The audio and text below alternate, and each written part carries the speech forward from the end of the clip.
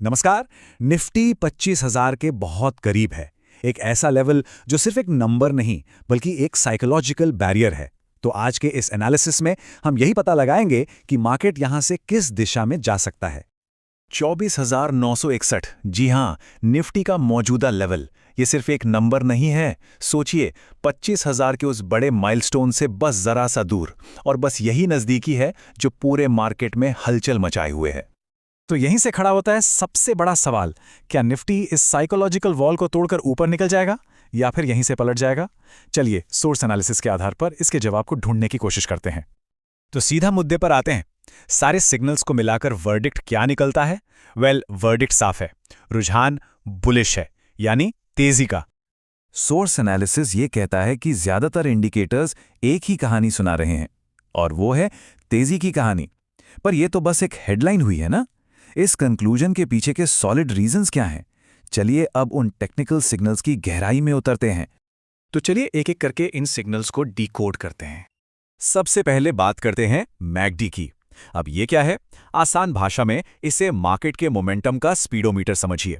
ये बताता है कि बायर्स और सेलर्स की दौड़ में रफ्तार किसके पास है। और एमएससीडी से जो फाइंडिंग्स मिल रही हैं वो काफ़ी इंटरेस्टिंग हैं। देखिए, हिस्टोग्राम का पॉजिटिव होना साफ साफ बता रहा है कि बाइंग पावर बढ़ रही है, और जब एमएससीडी लाइन अपनी सिग्नल लाइन के ऊपर निकल जाए तो ये एक स्ट्रॉन्ग बाय सिग्नल होता है। मतलब मोमेंटम का कंट्रोल अब बायर्स के हाथ में आ चुका है। ओके, तो मोमेंटम तो बायर्स के साथ है। अब देखते हैं मार्केट का टेम्परेचर क्या कह रहा है। इसके लिए हम देखेंगे आरएसआई को। ये इंडिकेटर बताता है कि मार्केट कहीं ज्यादा गर्म यानी ओवरबॉट तो नहीं हो गया, या फिर बहुत ठंडा यानी ओवरसोल्ड तो नहीं पड़ गया। और आरएसआई का करंट लेवल है 58.84। अब ये नंबर इंपॉर्टेंट क्यों है? देखिए, 70 के ऊपर का लेवल ओवरबॉट माना जाता है, मतलब मार्केट शायद कुछ ज्यादा ही भाग चुका है।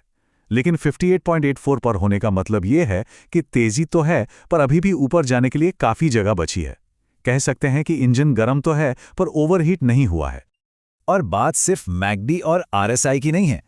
दूसरे बड़े इंडिकेटर्स जैसे बॉलिंजर बैंड्स, मूविंग एवरेज और सुपर ट्रेंड, ये सब भी शॉर्ट टर्म में बुलिश बायस की ही तरफ इशारा कर रहे हैं। और जब इतने सारे सिग्नल्स एक ही दिशा दिखाएं तो यकीनन उसे इग्नोर करना मुश्किल हो जाता है। तो इस पूरे एनालिसिस के आधार पर अब आते हैं उन की ट्रेडिंग लेवल्स पर जिन पर सबकी नजरें टिकी रहेंगी।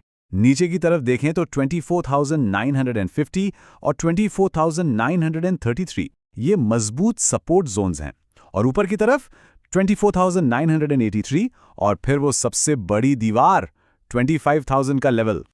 ठीक है, तो एनालिसिस हो गया, लेवल्स भी समझ लिए, लेकिन अब सवाल ये है कि इस इंफॉर्मेशन को एक्शन में कैसे बदला जाए। चलिए एक सॉलिड इंट्रोडे गेम प्लान देखते हैं। तो बुलिश प्लान क्या कहता है? रणनीति सीधी है। अगर निफ्टी 24,950 के ऊपर टिका रहता है और 24,965 को पार कर लेता है तो एक बाइंग अपॉर्चुनिटी बन सकती है।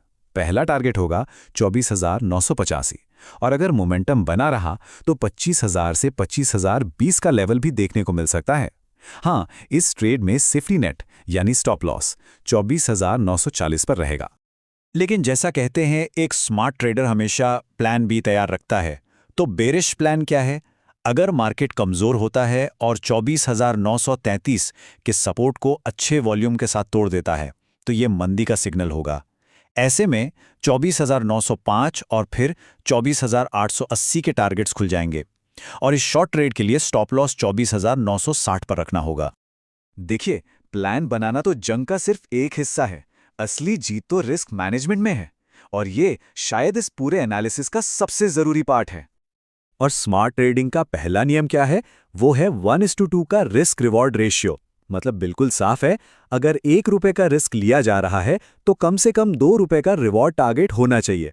यही वो रूल है जो लॉन्ग रन में टिके रहने में मदद करता है। इसके अलावा कुछ और जरूरी बातें हैं। अपने रिस्क रिवॉर्ड रेशियो से कभी समझौता नहीं करना है। एक्सपायरी के पास ओवर लेवरेजिंग से बचना है, क्योंकि मार्केट बहुत वॉलेटाइल हो सकता है। और एक बात याद रखनी है, अगर निफ्टी 25,000 के पार निकलता है तो एक जबरदस्त शॉर्ट कवरिंग आ सकती है। इसका मतलब है कि सेलर्स अपनी पोजीशंस काटने के लिए बाइंग करेंगे, जो मार्केट को और तेजी से ऊपर धकेल सकता है। और हाँ, एक सबसे जरूरी बात, ये पूरा एनालिसिस सिर्फ एजुकेशनल पर्पस के लिए है। इसे किसी भी तरह की फाइनेंशियल या ट्रेडिंग एडवाइस ना समझा जाए। तो हमने देखा कि मैकडी, आरएसआई और कई दूसरे इंडिकेटर्स सब मिलकर एक बुलिश स्टोरी की तरफ इशारा कर रहे हैं। इन सारे सिग्नल्स को देखते हुए सवाल वही है, क्या 25,000 का लेवल टूटने के बाद निफ्टी के लिए एक नया फ्लोर, एक नया मजबूत बेस बन जाएगा? खैर, इसका जवाब तो आने वाला वक्त और मार्केट ही देगा।